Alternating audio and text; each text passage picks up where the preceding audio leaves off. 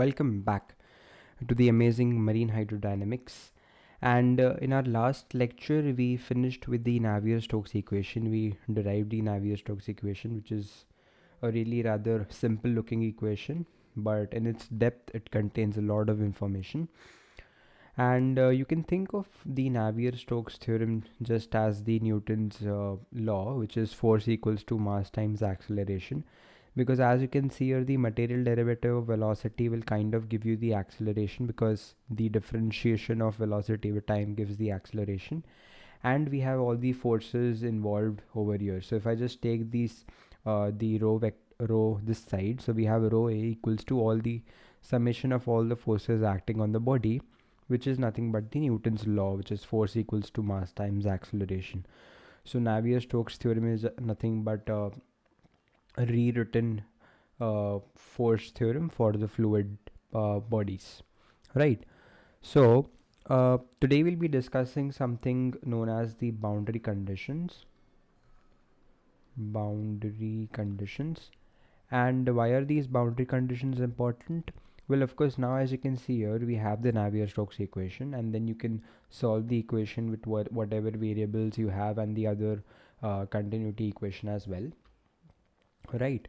But then you'll require certain boundary conditions in order to solve the differential equation which you get.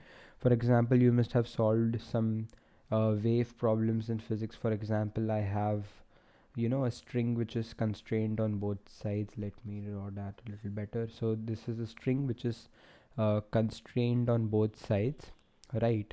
And I want to find out that at a given frequency, how will each of these at a given distance x and a frequency, at what position, at what vertical position will these string points be at. So the string could go like this, or the string could go maybe in a sinusoidal fashion. So that we need to figure out.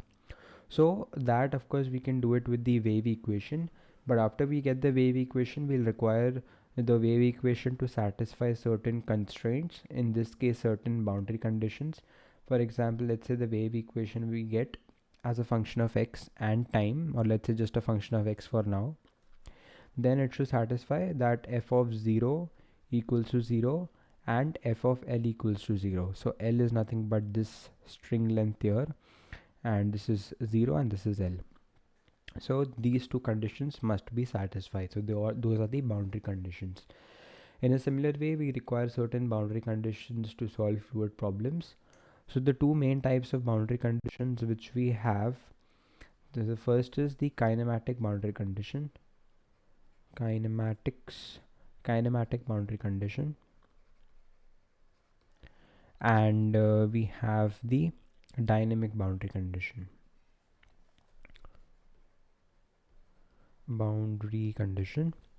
So kinematic boundary condition specifies the kinematics of the body. So this will involve all the conditions with respect to position, velocity, etc., all the kinematics of the fluid particle or the body which we are talking about. All right, so the main types of kinematic boundary conditions, or KBC as we can call it. So the two main types of kinematic boundary condition are the no flux and no slip at the boundary condition. So these are the two types of boundary conditions. So for example, you have a certain boundary, let me do that in dark blue. So you have a certain boundary, and you have a fluid velocity here u cap, and the boundary, let's say, has a velocity v cap. So we know that the velocity of the boundary and the velocity of the fluid at the boundary must be the same. So this is one of the conditions which we need to keep in mind, which is the no slip condition. And also we can see that a fluid won't actually disappear into the boundary or come out from nothingness into the boundary. So that gives us the no flux condition which we have.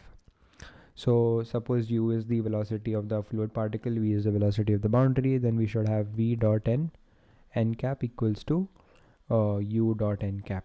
So this is the no flux kind of condition.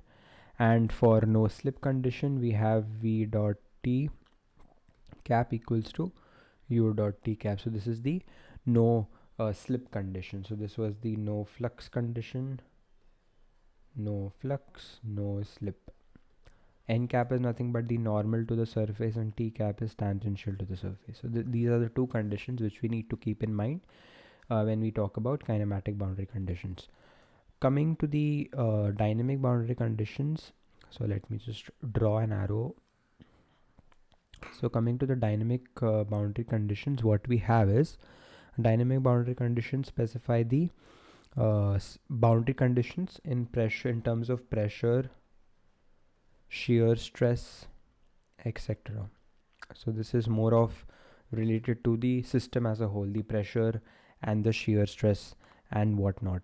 So again, you can have a boundary over here, and you have the inside pressure to be, let's say, P and tau ij, and the outside pressure to be P dash tau ij dash, and let's say you have an interface pressure as well, which is at the boundary. So this is P interface, let me just write inter, and you have tau ij inter. All right, so these are the these are the boundary conditions, and here we can write from stress continuity that the pressure inside P is equal to P dash plus P interface. So this is the stress continuity. In a similar way, we can write for shear stress to tau ij equals to tau ij dash plus tau ij interface. So these are the conditions which we wrote from stress continuity,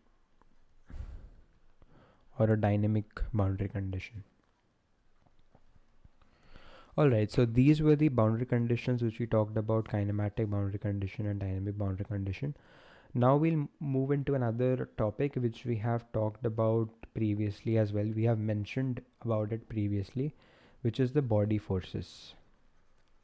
And specifically we'll be talking about the gravitational body force, because that is one of the main things acting. Because of course, if you don't have gravity, then your fluid would actually be floating in space, and therefore there won't be much fluid dynamics if there was no gravity. So coming to the body forces, so what I'm going to do first is I'm going to copy this Navier-Stokes equation which we had written here. So let me just copy this whole equation, and I'm going to paste it here. Alright, so we have the Navier-Stokes equation here, and now let's consider a conservative force. So this is the body force in the Navier-Stokes equation, and let's say F is equal to minus gradient of rho, where this is the conservative potential, or you can write this is a conservative force which we are talking about, because of course we know gravity is a conservative force, and this will be the gravitational potential for now, right? So this is the potential of the force. All right, so let's say we are talking about the force to be gravity, or the due to the mass of the fluid particle or fluid body. So we'll have force is equal to minus rho g, and it will be acting in the negative k direction, therefore minus k cap, right?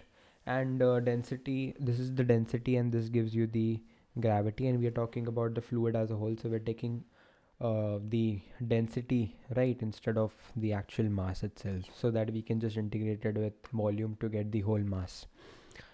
So we have this, and you can write the rho g, or this function. So let me actually simplify that to be as phi. Okay, so this is phi, so that we can pronounce it better. So phi g equals to minus rho g z. So z is nothing but the vertical distance. So you have a, so this is of course a normal physics problem. You throw a ball up, you can calculate its potential energy, etc. So the potential is minus rho g z. Now what I'm going to do is I'm going to input this into the body forces, I mean into the Navier-Stokes equation. So how do we write that down? I can write it dv by dt equals to minus 1 by rho gradient of pressure plus mu del square v plus 1 by rho, and the body force which I'm going to substitute as gradient of minus rho gz. So this is what I have written currently. And now what we are going to do is, um, after this what we can write is we can group certain terms. So we'll just take the rho to the left side. So we have rho dv by dt equals to minus gradient of pressure uh, minus gradient of rho gz. I just took the minus sign outside, plus nu rho del square v. All right, then I can group these two terms. To write down minus rho p plus rho gz, right?